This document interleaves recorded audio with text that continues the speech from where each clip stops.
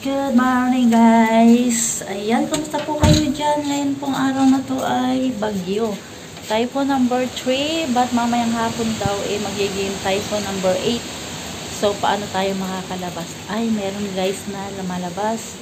Kailangan ko rin lumabas guys dahil kailangan ko magpadala sa anak kong pambayad niya ng sa domestic tour. Deadline na nung Friday pero hindi nga tayo makalabas. Ngayon pa lang ang lalabas tayo para magpadala. So bukas siya magbabayad sa school. So paano yan guys? Magta-typhoon 8 daw mamayang hapon, hindi natin alam. Pero ngayon pwede tayong lumabas. Hindi naman kasi nung malakas ang ulan at ang hangin. Tinabi ko na guys yung mga upuan namin dito. Nilagay ko na doon sa corner na yon. So ito, bubuhatin ko itong lamesa na to kasi baka ilipad siya mamaya ng mas maganda na yung nakaka-prepare tayo guys. At baka lipadin ng hangin at ilipad dyan sa bandarian. So kunin ko muna ito guys at itatabi natin doon. Ito guys, nailagay na natin dito sa gilid. Now is 7:45 in the morning. Ngayon naman mga ka-baby loves, kailangan natin i-check yung ko dito sa taas, mga dagan-dagan. Oh my goodness. Tingnan natin kasi medyo malakas ang hangin kagabi.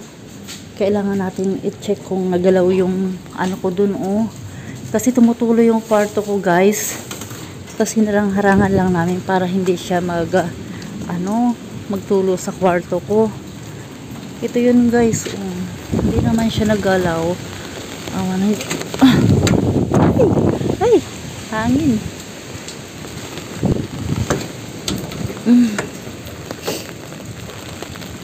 Maano naman, dinaganan ko siya ng bricks. Siguro kailangan ko pandagdagan. Meron kami dito pang bricks guys. Dadaganan ko pa ng isa. Aray ko, ang hirap naman, nakapayong ako guys, maulan. Idagan ko dito para mas siya, mas matibay. Magta-typhoon number 8 mamaya daw hapon. Signal number 3 guys. Ayan, medyo malakas ang hangin pero may mga taong lumalabas, naglalakaran sila pababa ng bundok. Ang tagal nilin, inintay ko siya guys. Nandito tayo ngayon sa Polam. Ayan, dito na tayo nagdaan sa Polam Market. Bibili lang tayo ng food natin kasi guys bagyo ngayon, so wala akong food sa bahay. Holiday ngayon, mamaya typhoon 8. Pinabibili muna ako ni Lola ng tinapay. Bili muna tayo guys ng tinapay. Tapos bibili na rin ako ng, akit lang ako sa taas, ikot-ikot lang konti at bibili tayo ng makakain ko. Bili muna ako ng tinapay guys ni Lola, pero sa akin niya din ito papakain bukas. So pili tayo, ano ba ang maganda. Wait, ito guys binili ko, bali 8.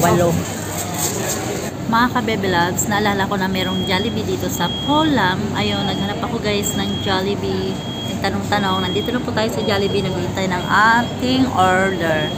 Ang lagi ko lang kasi guys nakakain sa Jollibee ay spaghetti and chicken.